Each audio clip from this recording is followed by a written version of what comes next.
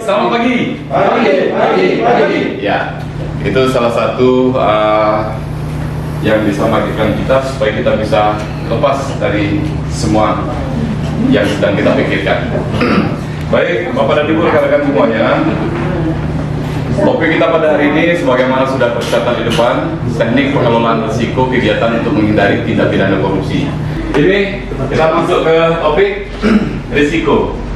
Risiko itu karena menyebabkan satu akibat buruk. Ya, kita lihat berdasarkan PP 60 tahun 2008 dalam sistem pengendalian intern pemerintah (SPIP) atau lebih dikenal dengan SPIP. Risiko itu didefinisikan sebagai kemungkinan kejadian yang mengancam mencapai tujuan dan sasaran instansi pemerintah. Jadi itu risiko, kemungkinan yang akan terjadi. Kemudian risiko itu ada beberapa lokasi. Ada risiko untuk Pemda, ada risiko untuk OPD, ada risiko untuk pelaksanaan kegiatan. Pelaksanaan kegiatan siapa-siapa yang terlibat pada kegiatan tersebut termasuk pada kinerja kegiatan tersebut. Risiko pemerintah daerah secara sederhana dapat dipahami sebagai segala kemungkinan kejadian yang dapat mengancam pencapaian tujuan yang ingin dicapai oleh pemerintah daerah. Kemudian untuk OPD, termasuk dalam risiko pemerintah daerah adalah risiko OPD yang merupakan organisasi atau lembaga pada pemerintah daerah yang bertanggung jawab kepada kepala daerah dalam rangka penyelenggaraan pemerintahan di daerah serta risiko pada kegiatan-kegiatan. Pada tingkat kegiatan ya. Ini kecil Pak ya, Pak saya nampak ya Pak? Bisa Pak. Sayur-sayur ya. Dan apa yang harus kita lakukan? Tahap pertama kita harus mengidentifikasi dulu kelemahan lingkungan pengendalian kita seperti apa. Bagaimana pengendalian pimpinan kita, bagaimana pengendalian kita sendiri, bagaimana pengendalian dari bawahan kita. Ini harus kita identifikasi dulu dalam setiap kita memikirkan apa yang harus kita tuju dari kegiatan tersebut. Kita belum punya perencanaan awal, tapi di DPA sudah ada. Nah, ketika kita terlambat dalam menentukan ini juga akan berpengaruh pada hal-hal lain. Kemudian keterlambatan terjadi revisi pada uraian kegiatan yang ada pada rincian belanja subkegiatan. Anggaran sudah ada, kegiatan sudah ada, subkegiatannya sudah ada. Ternyata tidak selaras dari item-item uraian kegiatannya itu tidak selaras antara judul dengan uraian kegiatan dengan sasaran yang ingin dicapai, tidak selaras. Proses identifikasi risiko. Nah, risiko itu bisa salah terjadi, bisa saja saat perumusan kebijakan anggaran. Mulai dari awal kita sudah bisa salah. Sehingga menyebabkan risiko yang berkepanjangan. Ya, dari awal kita sudah bisa salah menyebabkan risiko yang berkepanjangan. Ya, bisa saja kita karena ada prioritas kegiatan secara nasional harus bikin kegiatan A. Jadi dengan senangnya kita, dengan patuhnya kita langsung buat program itu tanpa kita hiraukan apa yang harus membentengi program ini. Kita harus buat perdanya, kita harus buat perwanya, kita harus buat SOP-nya, kita harus buat juknis dan panduan segala macam. Itu terlupakan, tapi program sudah ada, DPA sudah terbit. Apapun yang kita kerjakan, kalau nilai-nilai integritas anti korupsi itu ada sama kita, insya Allah kita akan selamat sampai ke tujuan. Ya, kita akan selamat sampai ke tujuan. Yang penting ini tadi. Nah, apa itu? Integritas anti korupsi itu ada tiga pokok. Ibarat pohon dia ada tiga tangkai. Ada inti, ada etos kerja, ada sikap. Kemudian tiga tangkai itu masing-masing mempunyai tiga ranting lagi. Untuk tangkai inti, ranting jujur, tanggung jawab, disiplin. Etos kerja, mandiri, kerja keras, sederhana. Sikap, adil, berani, dan peduli. Inilah 9 nilai-nilai integritas yang harus kita tanamkan dalam pribadi kita. Insya Allah di sini sudah ada semua nih 9 itu. Ya, kita jujur semua nih. Kita jujur semua, ya. Dan kita juga bertanggung jawab. Ya, jujur itu tidak artinya selaras antara apa yang kita ucapkan dengan apa yang kita lakukan. Salah satu contoh jujur. Kemudian tanggung jawab bagaimana? Ya, kalau kita diberikan satu wewenang oleh pimpinan, kita tidak akan menolak. Kita siap mengerjakan, tapi dengan seluruh prosedur harus kita jalani, dengan seluruh regulasi yang harus kita tepati. Kita juga harus disiplin, ya. Kalau jam masuk kantor itu 7.30 itu jam 8, tentu kita datang sebelum jam itu supaya pada time kita sudah di tempat. Jadi tidak lagi karena ketika kita melakukan itu sudah termasuk tidak pidana korupsi loh kawan. Itu sudah termasuk korupsi waktu. Ya.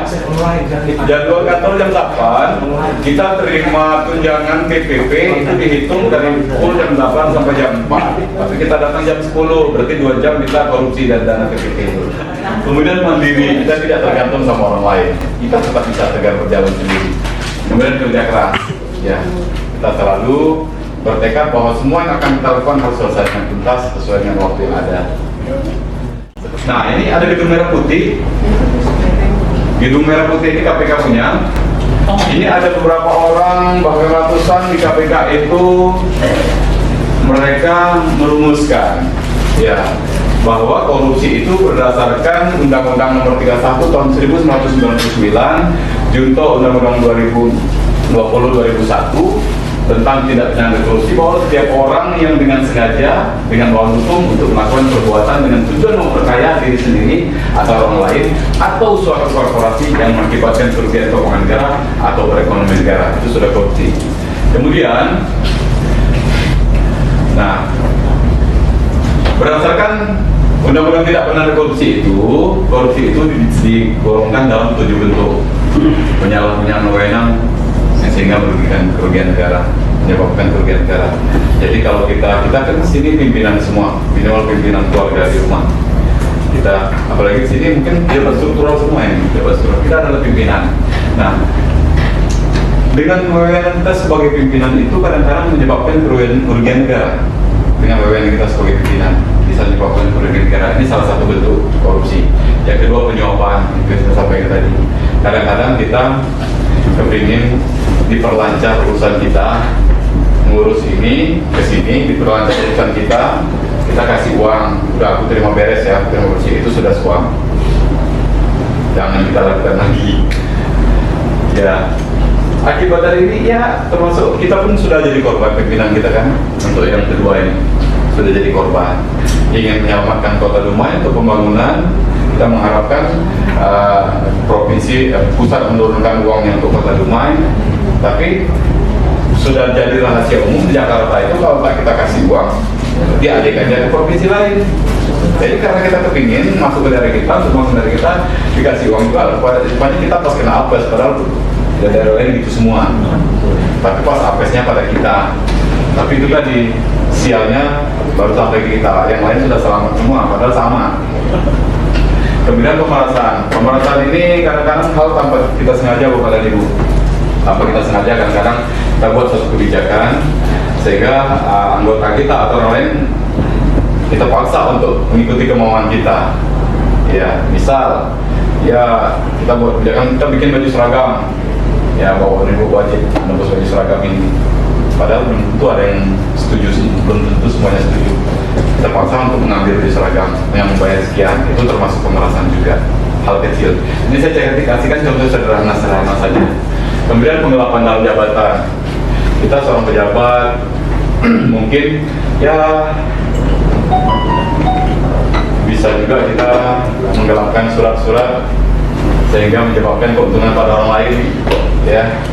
Bisa juga kita pergi perjalanan dinas, SPT 7 orang, yang berangkat 3 orang, SPBD 7 orang, visum 7 orang, ya terima semuanya, yang berangkat 3 orang, itu termasuk penggelapan, sederhana saja. Ya, ini saya kasihkan contoh sederhana semua, termasuk kwitansi kosong misalnya, ya, itu termasuk penggelapan dalam jabatan. Kemudian kecurangan ini misalnya kita bisa membiarkan suatu kesalahan, kita mengetahui tapi kita biarkan, termasuk dalam titik curang. Misalnya kontraktor juga mengerjakan ini tidak benar mengerjakan kegiatan proyek, tapi pengawasnya diam saja menutupi pengawas, karena pengawas sudah join dengan kontraktor, nanti aku dapat sekian persen ya dari kontrak kamu, itu termasuk kecurangan. Kemudian benturan kepentingan dalam pengadaan barang dan jasa, ini benturan kepentingan dalam pengadaan barang jasa ini 80% peluang untuk terjadi korupsi.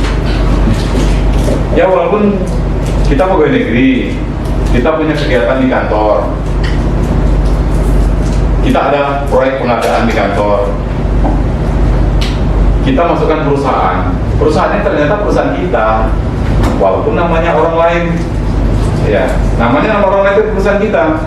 Di sini adalah benturan kepentingan. Bagaimanapun panitia menentukan harus kita yang menangkan, ini kita. Disitulah peluang-peluang terjadinya TPK, tidak pidana korupsi. Kemudian gratifikasi. Gratifikasi ini hal yang sangat dekat dengan kita, sangat dekat sekali. Dan kita tidak menyadari kadang-kadang terjadi gratifikasi, tidak menyadari. Ya, di luar pikir kita udah biasa, udah tradisi, ternyata itu gratifikasi. Kita memberi sesuatu, memberi hadiah, memberi voucher, memberi gratis. Semua gratifikasi. Nah, inilah yang harus kita hindari. Kemudian ini contoh-contoh saja. Contoh-contoh kalau merugikan keuangan negara, salah satunya mobil dinas, ya, mobil dinas. Mobil dinas itu digunakan untuk kegiatan kantor. Digunakan untuk kegiatan kantor. Ketika kita gunakan untuk kegiatan pribadi, kegiatan keluarga di luar jam kantor, itu sudah dikategorikan korupsi dalam skala kecil. Ya, karena mobil dinas milik negara, minyak dari beli pemerintah, servis dibayar pemerintah, digunakan untuk kerja, bukan untuk keluarga. Salah satu contoh kecil aja Pak, karena itu tidak kita sadari karena sangat tipis ya, sangat tipis.